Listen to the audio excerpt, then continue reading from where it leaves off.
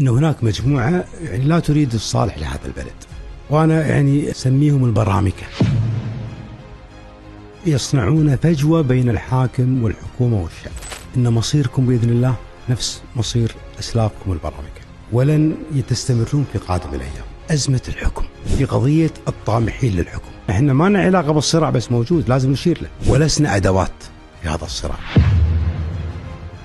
أنا ترى ما عندي مشكلة إني أسمع الرأي العام الحقيقي، مو الرأي العام اللي يدار من مؤسسات إعلامية ذات علاقة بالبرامكة وبغيرهم. إذا كان النائب يسيطر عليه الناخبين والناس المواطنين اللي مثلي ومثلك، يعني اليوم لازم يكون النائب والمرشح متأثر بالناس. المجموعة الإعلامية اللي قاعد تحاول تصنع رأي عام داخل الشعب الكويتي، ترى الرأي العام موجود بالدواوين.